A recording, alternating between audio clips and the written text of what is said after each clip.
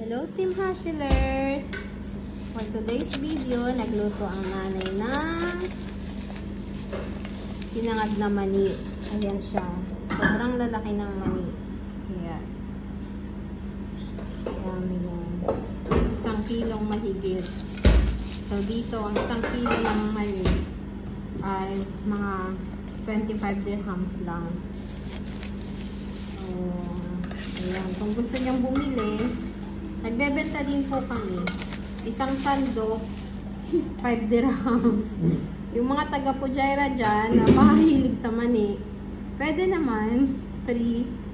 Pero, pagbabayad kayo ng pang-taxi namin kasi wala kaming car. So, ayan.